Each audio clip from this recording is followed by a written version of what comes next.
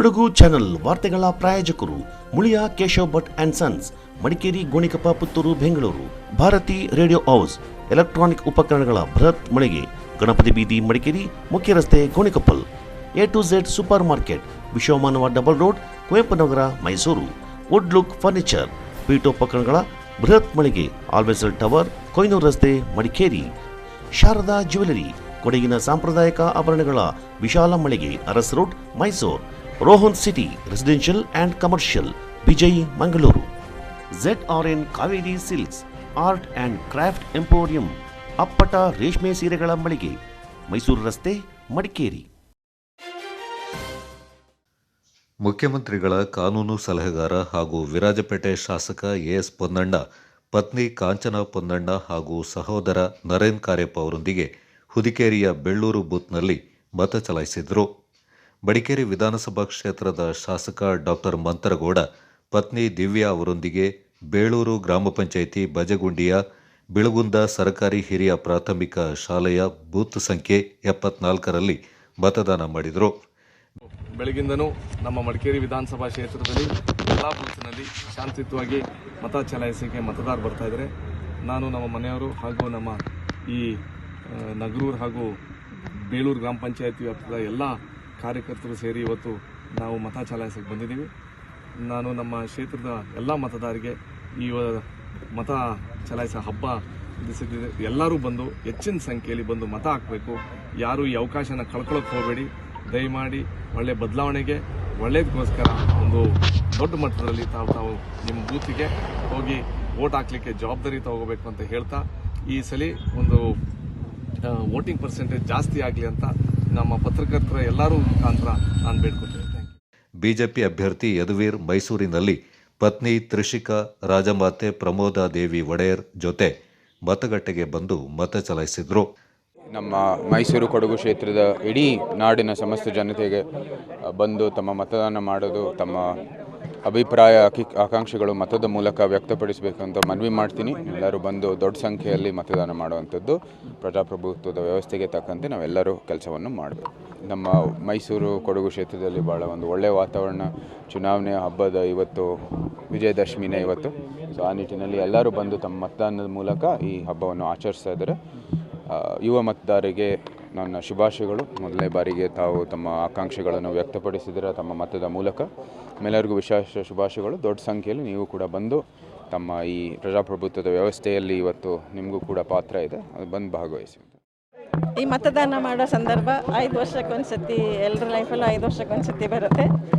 ಇದು ನಮ್ಮದು ಬಾಕಿ ಕರ್ತವ್ಯ ಜೊತೆ ಈ ಮತದಾನ ಮಾಡೋದಕ್ಕೂ ಕೂಡ ನಮ್ಮ ಕರ್ತವ್ಯ ಅಂತ ಈ ಸಂದರ್ಭದಲ್ಲಿ ನಾನು ನಿಮ್ಮೆಲ್ಲರೂ ಬಂದು ನಮ್ಮ ಕೆಲಸ ಏನೇನಿರುತ್ತೋ ಅದ್ರ ಜೊತೆಗೆ ಇದು ನಿಮ್ಮ ಕರ್ತವ್ಯ, ಇದು ನಿಮ್ಮ ಕೆಲಸ ಅಂತ ತಿಳ್ಕೊಂಡು ಎಲ್ಲರೂ ಬಂದು ನಮ್ಮ ಇವರು ಅಭ್ಯರ್ಥಿ ಅವ್ರಿಗೆ ಎಲ್ರಿಗೂ ನಿಮ್ಮ ಮತ ಚಲಾಯಿಸಿ ಅಂತ ಹೇಳಿ ನಾನು ಮನವಿ ಮಾಡ್ತೀನಿ. ಮೈಸೂರು ಕೊಡಗು ಲೋಕಸಭಾ ಕ್ಷೇತ್ರದ ಕಾಂಗ್ರೆಸ್ ಅಭ್ಯರ್ಥಿ ಎಂ ಲಕ್ಷ್ಮಣ್ ಮೈಸೂರಿನ ಯಾದವಗಿರಿ ಸುನಂದ ಪಬ್ಲಿಕ್ ಶಾಲೆಯ ಮತಗಟ್ಟೆ 145ರಲ್ಲಿ ಪತ್ನಿ ಹಾಗೂ ಮಕ್ಕಳ ಜೊತೆಗೆ ಮತ ಚಲಾಯಿಸಿದರು. ಎಕ್ಸಾಮಿನೇಷನ್ನ ಚೆನ್ನಾಗಿ ಪ್ರಿಪೇರ್ ಮಾಡಿದ್ದೆ. ಎಕ್ಸಾಮಿನೇಷನ್ ಬರಿತಾ ಇದ್ದೀನಿ. ಒಳ್ಳೆ ರಿಸಲ್ಟ್ ಬರುತ್ತೆ ಅನ್ನುವಂಥದ್ದು ಸಂಪೂರ್ಣವಾದ ನಂಬಿಕೆ ಇದೆ, ಆತ್ಮವಿಶ್ವಾಸ ಇದೆ. ನಾನು ಬೆಳಗ್ಗೆಯಿಂದ ಎಲ್ಲ ಬೂತ್ಗಳಿಗೆ ವಿಸಿಟ್ ಮಾಡ್ತಾ ಇದ್ದೀನಿ. ಮೈಸೂರಾದ್ಯಂತ ವಿಸಿಟ್ ಮಾಡಿದ್ದೀನಿ. ನೆಕ್ಸ್ಟ್ ಈಗ ಚಾಮುಂಡೇಶ್ವರಿಗೆ ಹೋಗ್ತಾ ಇದ್ದೀನಿ. ಜನಸಾಮಾನ್ಯರು BJP ವಿರುದ್ಧ ಆಕ್ರೋಶವನ್ನು ಏನು ವ್ಯಕ್ತಪಡಿಸ್ತಾ ಇದ್ರು, ಇವತ್ತು ಬ್ಯಾಲೆಟ್ ಮೂಲಕ ವ್ಯಕ್ತಪಡಿಸುವಂಥದ್ದು ನಾನು ಕಾಣ್ತಾ ಇದ್ದೀನಿ. ಪ್ರತಿ ಬೂತಲ್ಲಿ ಒಂದು ರೀತಿ ಮತದಾರರು ಕ್ಯೂ ನಿಂತಿರುವಂಥದ್ದು ಇದು ಮೊಟ್ಟ ಮೊದಲಿಗೆ ನಾನು ನೋಡ್ತಾ ಇರುವಂಥದ್ದು ಪಾರ್ಲಿಮೆಂಟ್ ಚುನಾವಣೆಗೆ. ಅದು ಪ್ರಮುಖವಾಗಿ NR ಕಾನ್ಸ್ಟಿಟ್ಯೂನ್ಸಿನಲ್ಲಿ ನಾನು ನೋಡಿದಾಗ 5 ಕ್ಯೂ ಪ್ಯಾರಲಲ್ ಕ್ಯೂನ ನಾನು ನೋಡ್ತಾ ಇದ್ದೀನಿ. ಜನರು ಬೇಸತ್ತಿದ್ದಾರೆ. ಈ BJPಯ ದುರಾಡಳಿತ ಕಳೆದ 10 ವರ್ಷಗಳಿಂದ ದೇಶಾದ್ಯಂತ ಏನೋ ಒಂದು ಅರಾಜಕತೆ ಸೃಷ್ಟಿ ಮಾಡಿದ್ದಾರೆ BJPಯವರು. ಅದ್ರ ವಿರುದ್ಧ ಮತವನ್ನು ಚಲಾಯಿಸುವಂಥದ್ದಕ್ಕೆ ಜನಗಳು ಕಾಯ್ತಾ ಇದ್ದಾರೆ.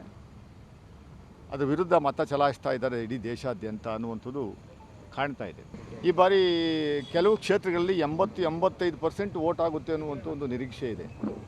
ಬರೀ 65% ವೋಟ್ ಆಗಿತ್ತು NR ಕಾನ್ಸ್ಟಿಟ್ಯೂನ್ಸಿನಲ್ಲಿ. ಈ ಸರಿ 85%ವರೆಗೂ ವೋಟ್ ಆಗುವಂಥದ್ದು ಆ ಒಂದು ಟ್ರೆಂಡು ಕಾಣ್ತಾ ಇದೆ, ನೋಡ್ತಾ ಇದ್ದೀವಿ ನಾವು. ಕೊಡಗು 2 ಕ್ಷೇತ್ರಗಳಲ್ಲೂ ಭಾಳ ಚೆನ್ನಾಗಿದೆ. ನಮ್ಮ ಎಲ್ಲ MLAಗಳು ಮತ್ತು ಮಾನ್ಯ ಮುಖ್ಯಮಂತ್ರಿಗಳು, ಡೆಪ್ಟಿ ಚೀಫ್ ಮಿನಿಸ್ಟ್ರು ಮತ್ತು ಎಲ್ಲ ಮಂತ್ರಿಗಳು ವಿಶೇಷವಾಗಿ ಮೈಸೂರು ಲೋಕಸಭಾ ಕಾನ್ಸ್ಟಿಟ್ಯೂನ್ಸಿ ವಿಚಾರದಲ್ಲಿ ವಿಶೇಷ ಕಾಳಜಿಯನ್ನು ವಹಿಸಿರೋ ಹಿನ್ನೆಲೆಯಲ್ಲಿ ಆಮೇಲೆ ನಾವೆಲ್ಲ ಪ್ರತಿ ಮನೆಯೂ ತಲುಪುವಂಥ ಕೆಲಸವನ್ನು ಮಾಡಿದ್ದೀವಿ. 3 ಸರಿ 4 ಸರಿ ಪ್ರಚಾರ ಮಾಡುವಂಥ ಕೆಲಸವನ್ನು ಮಾಡಿದ್ದೀವಿ. ಮಾಜಿ ಶಾಸಕ ಕೆಜಿ ಬೋಪಯ್ಯ, ಪತ್ನಿ ಕುಂತಿ ಬೋಪಯ್ಯ ಹಾಗೂ ಪುತ್ರಿ ಯಶಿಕಾ ಜೊತೆಗೆ ನಗರದ ಜೂನಿಯರ್ ಕಾಲೇಜು ಆವರಣದ ಮತಗಟ್ಟೆಗೆ ಆಗಮಿಸಿ ಮತ ಚಲಾಯಿಸಿದರು.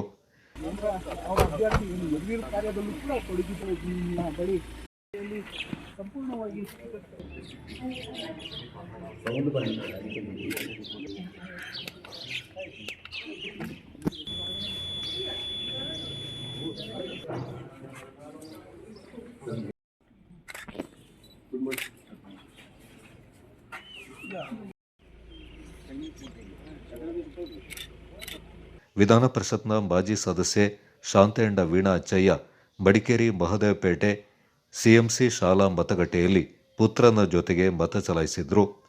ಹಿರಿಯ ರಾಜಕಾರಣಿ ಮಿಟ್ಟು ಚೆಂಗಪ್ಪ ಮಡಿಕೇರಿ ನಗರದ ಸಂತ ಮೈಕಲರ ಶಾಲೆಯ ಮತಗಟ್ಟೆಯಲ್ಲಿ ಪತ್ನಿ ಯಶಿ ಚೆಂಗಪ್ಪ ಅವರೊಂದಿಗೆ 31ನೇ ಬಾರಿಗೆ ಮೊದಲಿಗರಾಗಿ ಮತದಾನ ಮಾಡೋ ಮೂಲಕ ಪ್ರಜಾಪ್ರಭುತ್ವದ ಹಕ್ಕು ಚಲಾಯಿಸಿದ್ದಾರೆ. ಕೊಡ್ಲಿಪೇಟೆಯ ಕಲ್ಲುಮಠದ ಮಹಾಂತ ಸ್ವಾಮೀಜಿ ಕೊಡ್ಲಿಪೇಟೆ ಮತಗಟ್ಟೆಯಲ್ಲಿ ಮತ ಚಲಾಯಿಸಿದ್ರು. ಶನಿವಾರ ಸಂತೆ ಸಮೀಪದ ಶಿಡಿಗಳಲೆ ಮಠದ ಇಮ್ಮಡಿ ಶಿವಲಿಂಗ ಸ್ವಾಮೀಜಿ ಹಾರೆಹೊಸೂರು ಮತಗಟ್ಟೆಯಲ್ಲಿ ಮತ ಚಲಾವಣೆ ಮಾಡಿದರು. ವಿರಾಜಪೇಟೆ ಅರಂಬೇರಿ ಮಠದ ಶಾಂತ ಮಲ್ಲಿಕಾರ್ಜುನ ಸ್ವಾಮೀಜಿ ಅರಂಬೇರಿ ಪ್ರಾಥಮಿಕ ಶಾಲಾ ಮತಗಟ್ಟೆಯಲ್ಲಿ ಮತ ಚಲಾಯಿಸಿದರು. ಕೊಡಗಿನ ವಿವಿಧೆಡೆ ಹಿರಿಯ ನಾಗರಿಕರು ಮತಗಟ್ಟೆಗೆ ಆಗಮಿಸಿ ಮತದಾನ ಮಾಡೋ ಮೂಲಕ ಯುವ ಮತದಾರರಿಗೆ ಸ್ಫೂರ್ತಿಯಾದರು. ಕೊಡಗು ಜಿಲ್ಲಾಧಿಕಾರಿ ವೆಂಕಟರಾಜ, ಜಿಲ್ಲಾ ಪಂಚಾಯತ್ ಮುಖ್ಯ ಕಾರ್ಯನಿರ್ವಹಣಾಧಿಕಾರಿ ವರ್ಣಿತ್ ನೇಗಿ, ಜಿಲ್ಲಾ ಪೊಲೀಸ್ ವರಿಷ್ಠಾಧಿಕಾರಿ ಕೆ ರಾಮರಾಜನ್ ಹಾಗೂ ಉಪವಿಭಾಗಾಧಿಕಾರಿ ವಿನಾಯಕ್ ನಾರ್ವಾಡೆ ಮತ ಚಲಾಯಿಸಿದರು.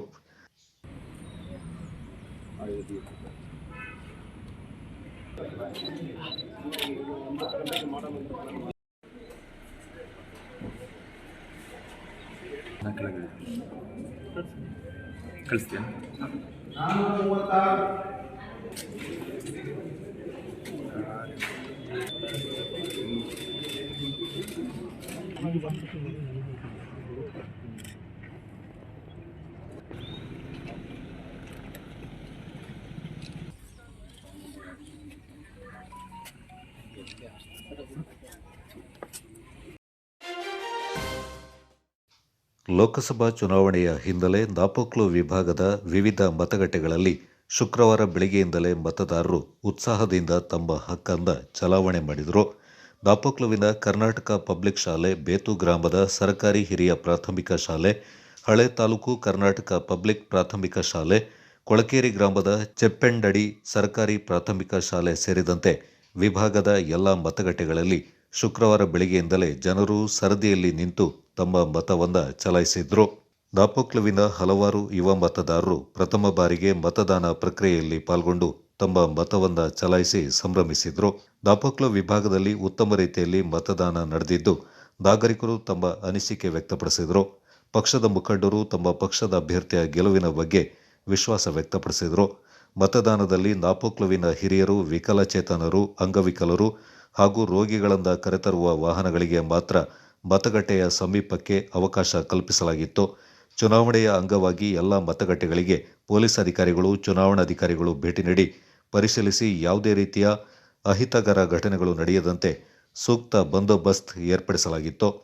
ಕೊಡಗು ಚಾನಲ್ ವರದಿ, ಜಕರಿಯಾ, ನಾಪೋಕ್ಲು.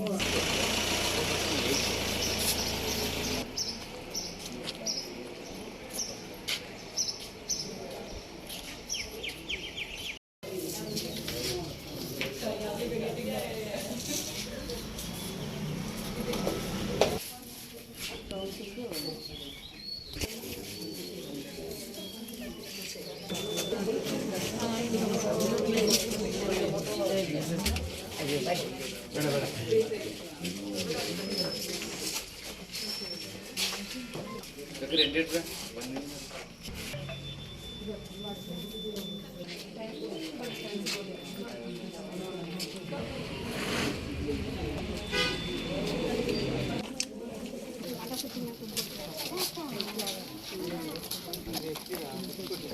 Yashita Kavirama.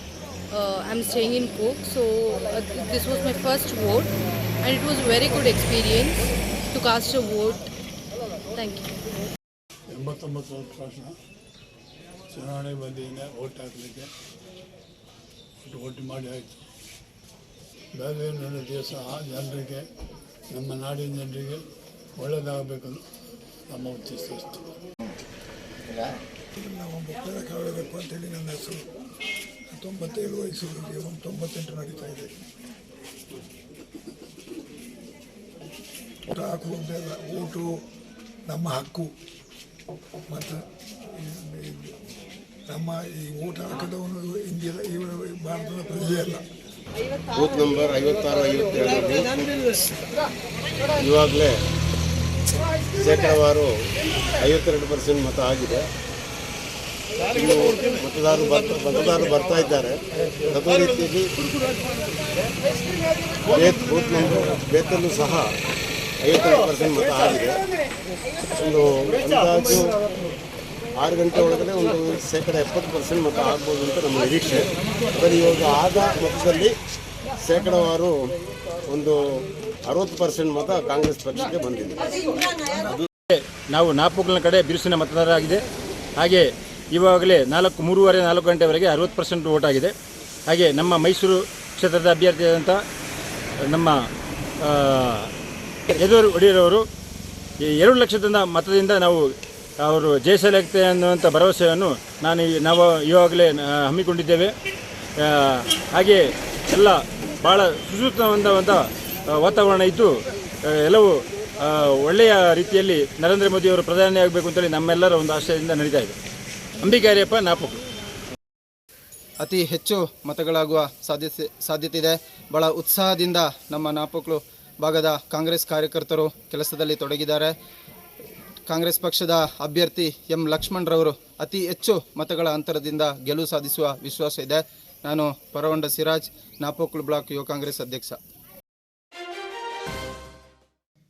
ಲೋಕಸಭಾ ಚುನಾವಣೆ ಮತದಾನ ಸೋಮವಾರಪೇಟೆ ತಾಲೂಕಿನಲ್ಲಿ ಕಾರ್ಯಕರ್ತರ ಅಬ್ಬರದ ಪ್ರಚಾರವಿಲ್ಲದೆ ಶಾಂತಿಯುತವಾಗಿ ನಡೆಯಿತು.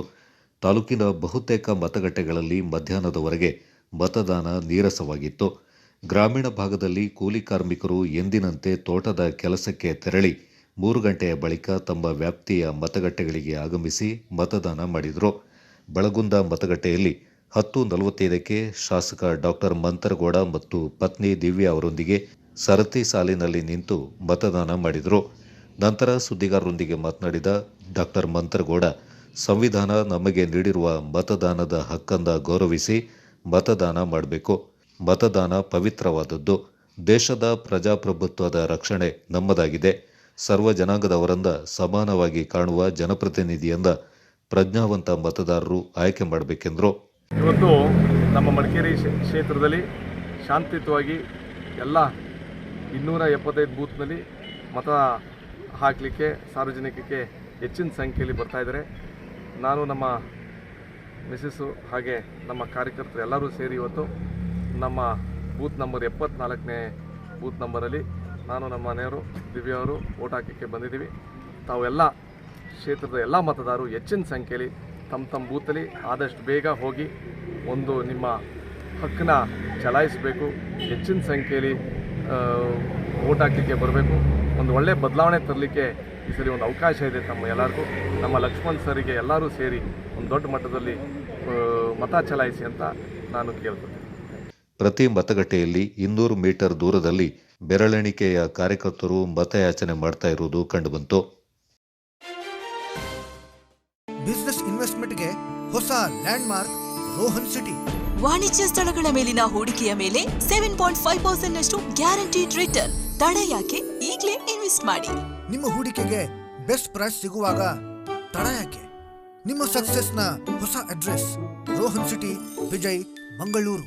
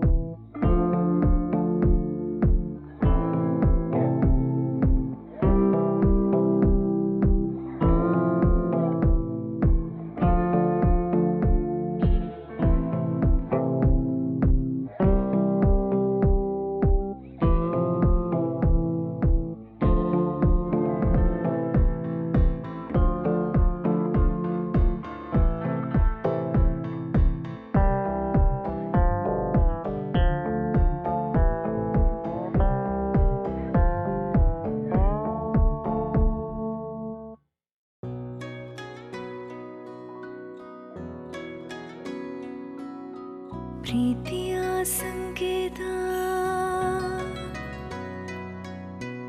ಅಳಿಯದ ಸಂಬಂಧ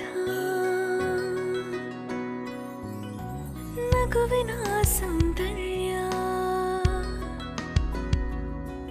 ಇದು ಸ್ನೇಹದ ಬಾಂಧವ್ಯ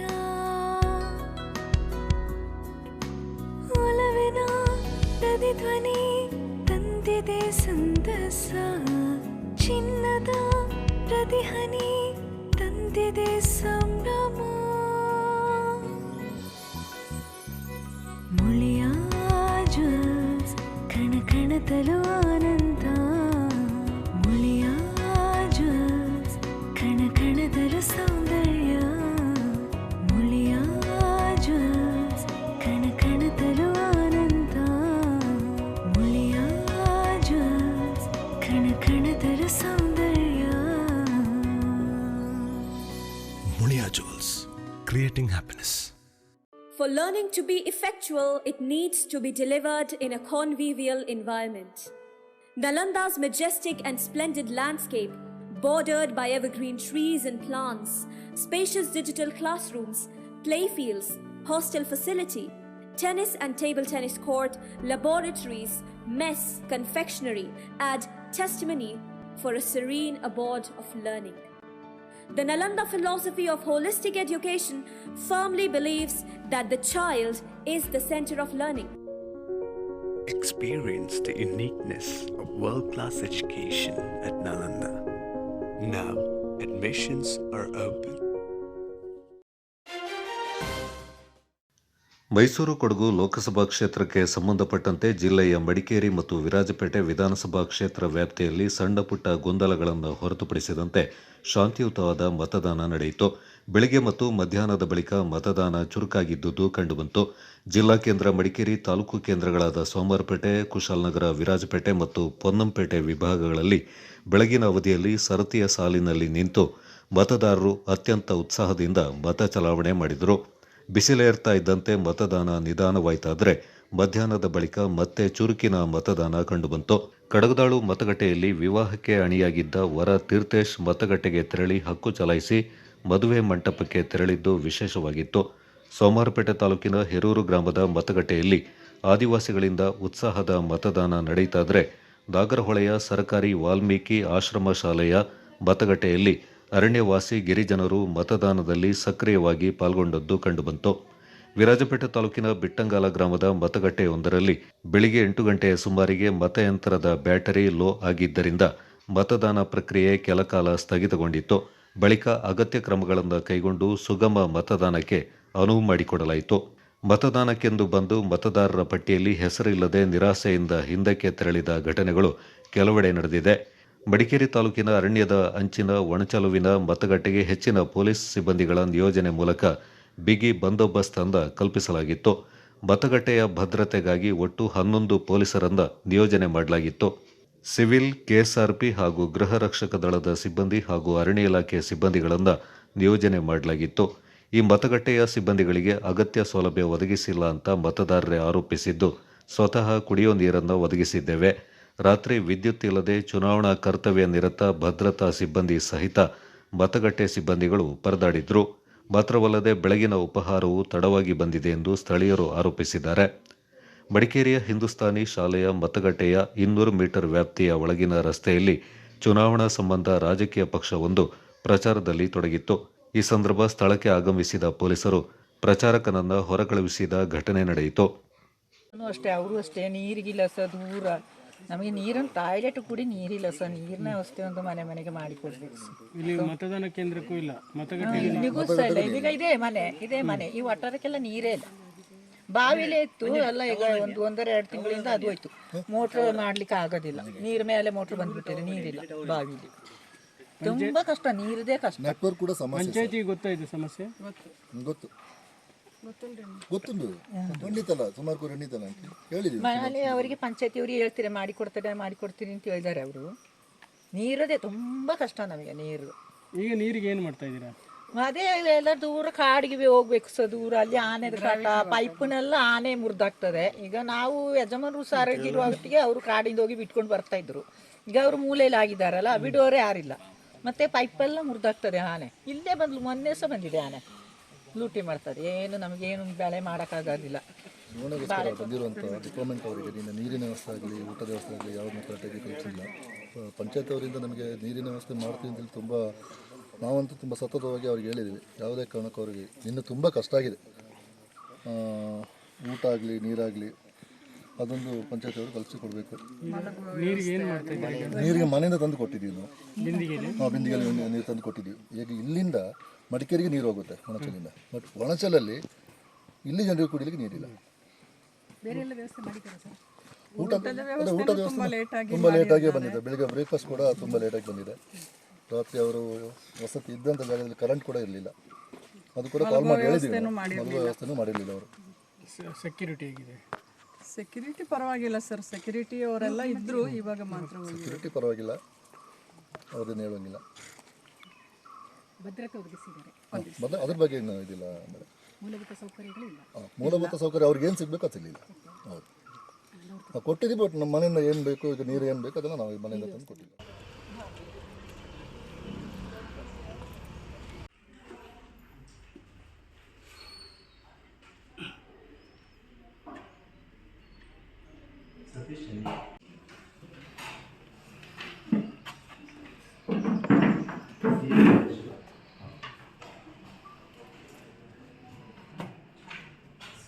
ಇವತ್ತು ದೇಶದಲ್ಲಿ ಹಬ್ಬ.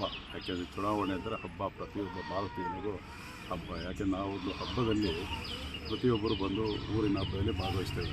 ಹಾಗೆ ಚುನಾವಣೆ ಭಾರತ ದೇಶದಲ್ಲಿ ಚುನಾವಣೆ ಹಬ್ಬ. ಆ ಹಬ್ಬಕ್ಕಾಗಿ ನಾವು ಇವತ್ತು ದೇವರಿಗೆ ಹೇಗೆ ಬೆಳಿಗ್ಗೆ ಹೋಗ್ತೀವೋ ಹಾಗೆ ಚುನಾವಣಾ ಬೂತಿಗೆ ಹೋಗಿ ಬೆಳಗ್ಗೆ ಓಟ್ ಹಾಕಿದ್ದೀವಿ. ದೇಶದ ಅಭಿವೃದ್ಧಿಗೋಸ್ಕರ, ದೇಶದ ರಕ್ಷಣೆಗೋಸ್ಕರ, ಆರ್ಥಿಕ ಭದ್ರತೆಗೋಸ್ಕರ, ಹಾಗೆ ಸರ್ವ ಜನಾಂಗದ ಅಭಿವೃದ್ಧಿ, ಹಿಂದೂ, ಮುಸ್ಲಿಂ, ಕ್ರಿಶ್ಚಿಯನ್ ಎಲ್ಲರೂ ಸಬ್ಕಾ ಸಾಥ್ ಸಬ್ಕಾ ವಿಕಾಸ್ ಆ ಬದುಕುವ ದೃಷ್ಟಿಯಿಂದ ಇವತ್ತು ಇಡೀ ಮೋದಿಯವರು 10 ವರ್ಷ ಆಡಳಿತದಲ್ಲಿ ಉತ್ತಮವಾದ ಆಡಳಿತವನ್ನು ಕೊಟ್ಟಿದ್ದಾರೆ.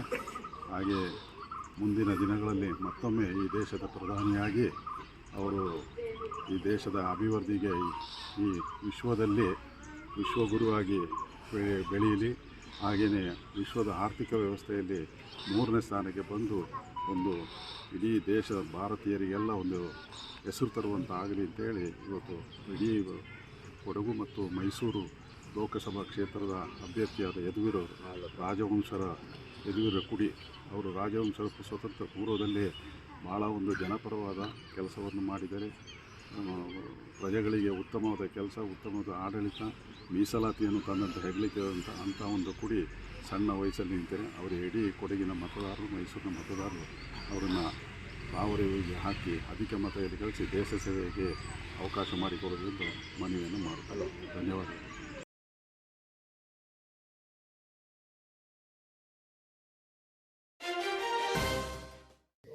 ಮತ ಚಲಾಯಿಸಿ ಮತಗಟ್ಟೆಯಿಂದ ಹೊರಬಂದ ಮತದಾರರೊಬ್ಬರು ಹೃದಯಾಘಾತಕ್ಕೆ ಒಳಗಾಗಿ ನಿಧನರಾಗಿರುವ ಘಟನೆ ಬಿ ಶೆಟ್ಟಿಗೇರಿಯಲ್ಲಿ ನಡೆದಿದೆ. ಗ್ರಾಮದ ಮತದಾರರಾದ ಪದಾರ್ಥಿ ಮನೋಹರ್ ಎಂಬುವರು ಮತದಾನ ಮುಗಿಸಿ ಹೊರಬಂದ ವೇಳೆ ಹೃದಯಾಘಾತಕ್ಕೆ ಒಳಗಾಗಿ ಅಸುನೀಗಿದ್ದಾರೆ. ಚಂಡೆ ವಾದ್ಯದ ಮೂಲಕ ಇವರು ಕೊಡಗಿನಲ್ಲಿ ಖ್ಯಾತಿಯನ್ನ ಗಳಿಸಿದ್ರು.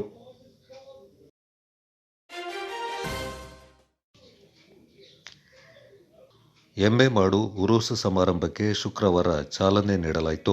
ಎಮ್ಮೆಮಾಡಿನಲ್ಲಿ ಶುಕ್ರವಾರ ಜುಮಾ ನಮಾಜ್ನ ಬಳಿಕ ದಫ್ ಪ್ರದರ್ಶನದೊಂದಿಗೆ ದರ್ಗಾಗೆ ತೆರಳಿದ ಸಮುದಾಯ ಬಾಂಧವರು ಬೆಳ್ತಂಗಡಿಯ ಸೈಯದ್ ಝೈನುಲ್ ಆಬಿದೀನ್ ಜಿಫ್ರಿ ತಂಗಳ್ ಅವರ ನೇತೃತ್ವದಲ್ಲಿ ಮಕಾಂ ಜಿಯಾರತ್ ಹಾಗೂ ವಿಶೇಷ ಪ್ರಾರ್ಥನೆಯನ್ನ ಸಲ್ಲಿಸಿದ್ರು. ಎಮ್ಮೆಮಾಡು ತಾಜುಲ್ ಇಸ್ಲಾಂ ಮುಸ್ಲಿಂ ಜಮಾತ್ ಅಧ್ಯಕ್ಷರಾದ PA ಅಬೂಬಕರ್ ಸಕಾಫಿ ಧ್ವಜಾರೋಹಣ ನೆರವೇರಿಸಿದ್ರು. ಎಮ್ಮೆಮಾಡು ತಾಜುಲ್ ಇಸ್ಲಾಂ ಮುಸ್ಲಿಂ ಜಮಾತ್ ವತಿಯಿಂದ ಊರಿನ 2 ಅನಾಥ ಹೆಣ್ಣು ಮಕ್ಕಳ ನಿಖಾ ಕಾರ್ಯಕ್ರಮ ನಡೆಯಿತು. ಈ ಸಂದರ್ಭ ಜಮಾತ್ ಉಪಾಧ್ಯಕ್ಷ ಮೊಹಮ್ಮದ್ ಅಶ್ರಫ್ ಮಾತನಾಡಿ, ಪ್ರತಿ ವರ್ಷದಂತೆ ಈ ವರ್ಷ ಕೂಡ ಉರುಸು ಸಮಾರಂಭವನ್ನು ವಿಜೃಂಭಣೆಯಿಂದ ಆಚರಿಸಲು ತೀರ್ಮಾನಿಸಲಾಗಿದೆ. ಜುಮಾ ನಮಾಜ್ನ ಬಳಿಕ ಅಧಿಕೃತವಾಗಿ ಚಾಲನೆ ನೀಡಲಾಗಿದೆ. ಇಂದಿನಿಂದ ಮೇ 3ರವರೆಗೆ ಉರುಸ್ ಅಂಗವಾಗಿ ವಿವಿಧ ಧಾರ್ಮಿಕ ಕಾರ್ಯಕ್ರಮಗಳು ನಡೆಯಲಿದೆ. ಮೇ 29ರ ಸೋಮವಾರ ಸರ್ವಧರ್ಮ ಸಮ್ಮೇಳನ ನಡೆಯಲಿದ್ದು, ಈ ಕಾರ್ಯಕ್ರಮದಲ್ಲಿ ಧಾರ್ಮಿಕ ಪಂಡಿತರು, ರಾಜಕೀಯ ನೇತಾರರು ಮತ್ತಿತರ ಗಣ್ಯರು ಭಾಗವಹಿಸಲಿದ್ದಾರೆ. ಜಿಲ್ಲೆ, ಹೊರ ಜಿಲ್ಲೆ ಹಾಗೂ ಹೊರ ರಾಜ್ಯಗಳಿಂದ ಅಧಿಕ ಸಂಖ್ಯೆಯಲ್ಲಿ ಭಕ್ತಾದಿಗಳು ಪಾಲ್ಗೊಳ್ಳುವ ನಿರೀಕ್ಷೆ ಇದೆ. ಸೋಮವಾರ ಸಂಜೆ 4 ಗಂಟೆಯಿಂದ 6 ಗಂಟೆವರೆಗೆ ಅನ್ನದಾನ ಕಾರ್ಯಕ್ರಮ ನೆರವೇರಲಿದ್ದು, ಭಕ್ತಾದಿಗಳು ಅಧಿಕ ಸಂಖ್ಯೆಯಲ್ಲಿ ಪಾಲ್ಗೊಂಡು ಉರೂಸ್ ಕಾರ್ಯಕ್ರಮವನ್ನು ಯಶಸ್ವಿಗೊಳಿಸುವಂತೆ ಮನವಿ ಮಾಡಿದರು. ಈ ಸಂದರ್ಭ ಸೈಯದ್ ಇಲಿಯಾಸ್ ತಂಗಳ್, ಎಮ್ಮೆಮಾಡು ಮಸೀದಿಯ ಮುದರಿಸ್ ಹಮ್ಜಾ ಸಕಾಫಿ, ಜಮಾತ್ ಮಾಜಿ ಅಧ್ಯಕ್ಷ ಹುಸೈನ್ ಸಕಾಫಿ, ಜಮಾತ್ ಕಾರ್ಯದರ್ಶಿ ಸಿಕೆ ಹ್ಯಾರಿಸ್, ಸಹ ಕಾರ್ಯದರ್ಶಿ ಸಿಎಸ್ ಇಬ್ರಾಹಿಂ, ಖಜಾಂಚಿ ಎನ್ಕೆ ಅಲಿ, ಉಮ್ಮರ್ ಮುಸ್ಲಿಯಾರ್ ಮತ್ತಿತರ ಪ್ರಮುಖರು ಪಾಲ್ಗೊಂಡಿದ್ದರು. ಜಕರಿಯಾ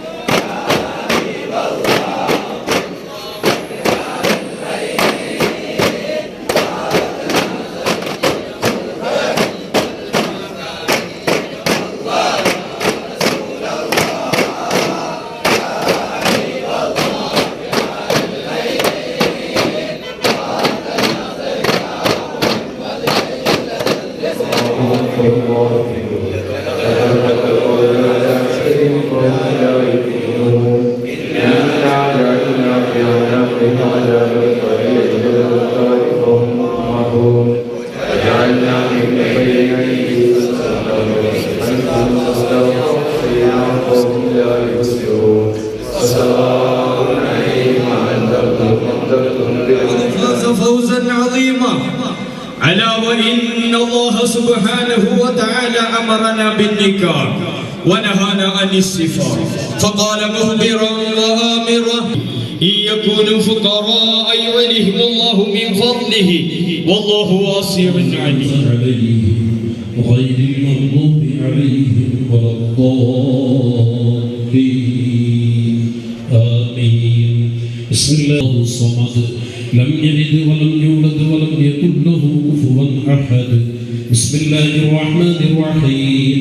قل هو الله أحد الله الصمد لم يلد ولم يولد ولم يكن. أعوذ برب الفلق من شر ما خلق ومن شر غاسق إذا وقب ومن شر النفاثات في العقد. سيدنا مصطفى محمد اللهم آته الوسيلة والفضيلة والدرجة الرفيعة. اللهم إلى حضرة أصحابه البدريين والوحديين وسائر الصحابة كلهم أجمعين. اللهم إلى حضرة ساداتنا أهل العباء الخمسة رضي الله إلى سيد أحمد الكبير الرفاعي سيدنا سلطان الهند خواجة معين الدين الچشتي الأجميري قدس الله وشيخنا وسندنا وسيلتنا إلى الله شيخ قطب الزمان سيد علوي مولى الدليل المنظومي قدس الله. ಇಷ್ಟಿದ್ದಾನೆ.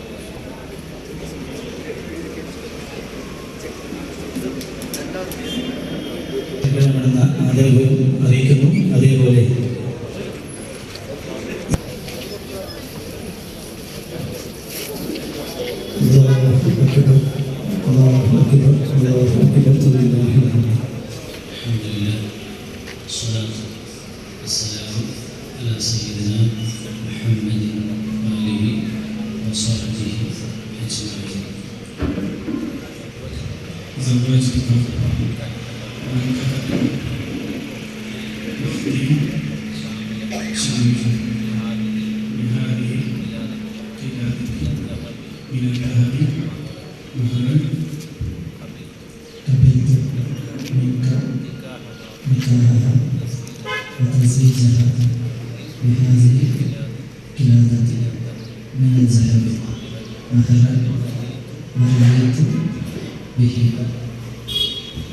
ಮಾಡು ಸೂಫಿ ಸೈಯದ್ ರಲಿಯಲ್ಲಾಹು ಹಾಗೂ ಸೈಯದ್ ಹಸನ್ ಸಕಾಫ್ ಅಲ್ ಹಜರತ್ ರಲಿಯಲ್ಲಾಹು ರವರ ಉರುಸ್ ಕಾರ್ಯಕ್ರಮವು ಇವತ್ತು ಮಕಾಂ ಜಿಯಾರತ್ನೊಂದಿಗೆ ಅಧಿಕೃತವಾಗಿ ಚಾಲನೆಗೊಂಡಿರುತ್ತದೆ.